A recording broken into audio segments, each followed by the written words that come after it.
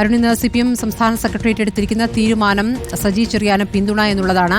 ഇന്നലെ സജി ചെറിയാൻ പ്രതികരണം നടത്തുന്നത് തന്നെ മന്ത്രിസഭാ യോഗം നടക്കുന്ന ഘട്ടത്തിലാണ് ഈ കോടതി ഉത്തരവ് വരുന്നപ്പോൾ മുഖ്യമന്ത്രിയുടെ അടക്കം അഭിപ്രായം തേടിയ ശേഷമാണ് ഇന്നലെ മാധ്യമങ്ങളോട് സജി ചെറിയാൻ പ്രതികരിച്ചിരുന്നത്.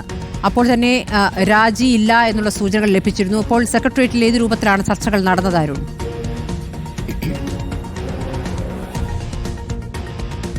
പ്രധാനമായിട്ടും ഈ ഹേമ കമ്മിറ്റി റിപ്പോർട്ട് പുറത്തു വന്നതിന് പിന്നാലെ സർക്കാരും പാർട്ടിയും ഒരുപോലെ നിരന്തരമായിട്ട് ഈ 2-3 മാസത്തിനുള്ളിൽ സമ്മർദ്ദത്തിലാവുന്ന കാഴ്ചയാണ് കേരള സമൂഹം കണ്ടത്. ഇതിന് തൊട്ടു പിന്നാലെയാണ് EP ജയരാജന്റെ ആത്മകഥാ വിവാദം വരുന്നു കഴിഞ്ഞ ആഴ്ച. ഇപ്പോൾ കഴിഞ്ഞ ദിവസം സജി ചെറിയാനെതിരെ ഹൈക്കോടതിയിൽ നിന്നും തിരിച്ചടി ഉണ്ടാകുന്നു. 2022 ജൂൺ മാസം നടത്തിയ മല്ലപ്പള്ളി പ്രസംഗ വിവാദത്തിലാണ് ഹൈക്കോടതിയിൽ നിന്നും ഒരു തിരിച്ചടി ഉണ്ടാകുന്നു എന്നുള്ളതാണ്. ഈ കേസുമായി ബന്ധപ്പെട്ട് ഒരു തുടരന്വേഷണം ആവശ്യമാണ് എന്നുള്ളത് തന്നെയാണ് ഹൈക്കോടതിയിൽ നിന്ന് കഴിഞ്ഞ ദിവസം ലഭിച്ച വിവരം. ഇതിനോടനുബന്ധിച്ച് ആദ്യം തന്നെ സജി ചെറിയാൻ പറഞ്ഞത് രാജി ഇല്ല എന്നുള്ളത് തന്നെയാണ്, കേസിനെ നിയമപരമായി നേരിടുമെന്നുള്ളതാണ്. അത് ഇന്ന് സംസ്ഥാന സെക്രട്ടേറിയറ്റിൽ വിശദമായിട്ട് ചർച്ച ചെയ്യുന്നു. അദ്ദേഹത്തെ പൂർണ്ണമായിട്ടും പാർട്ടി സംരക്ഷിക്കുന്ന ഒരു നിലപാട് തന്നെയാണ് സെക്രട്ടേറിയറ്റിൽ എടുത്തിരിക്കുന്നത്. ഇതിന് പ്രധാനപ്പെട്ട ഒരു കാരണം എന്തെന്ന് ചോദിച്ചു കഴിഞ്ഞാൽ, വരുന്ന ഇനി മാസങ്ങൾ മാത്രമാണുള്ളത് തദ്ദേശ സ്വയംഭരണ തെരഞ്ഞെടുപ്പിന്. അതുമാത്രമല്ല നിയമസഭാ തെരഞ്ഞെടുപ്പും വരാനിരിക്കുകയാണ്. ഈ ഒരു ഘട്ടത്തിൽ ഒരു മന്ത്രി സംസ്ഥാന മന്ത്രിസഭയിൽ നിന്ന് പ്രധാനപ്പെട്ട CPMന്റെ ഒരു മന്ത്രി രാജിവെക്കുന്നത് പാർട്ടിക്കും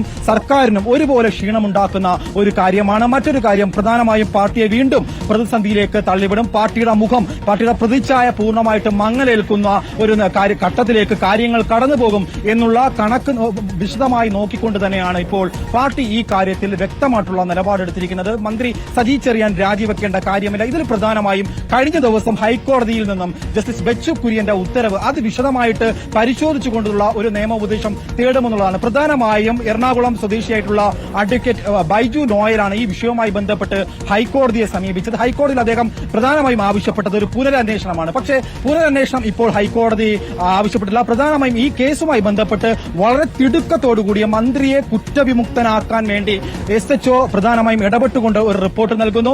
മല്ലപ്പള്ളിയിൽ നടത്തിയ പ്രസംഗത്തിന്റെ പെൻഡ്രൈവോ അതുപോലെ തന്നെ CCTV വിഷ്വലിന്റെയോ റിപ്പോർട്ടുകൾ, അതായത് ഫോറൻസിക് പരിശോധനാ ഫലം പുറത്തു വരുന്നതിന് മുന്നേ ഒരു റിപ്പോർട്ട് പോലീസ് നൽകി. ആ റിപ്പോർട്ട് മന്ത്രിയെ സംരക്ഷിക്കാൻ വേണ്ടിയാണ് എന്നുള്ളത് തന്നെയാണ് ഹൈക്കോടതി അതിരൂക്ഷമായിട്ടുള്ള ഭാഷയിൽ വിമർശിച്ചത്. അതാണ് കഴിഞ്ഞ ദിവസം ബെച്ചു കുര്യന്റെ ഉത്തരവിൽ പ്രധാനമായും ചൂണ്ടിക്കാണിക്കുന്നത്.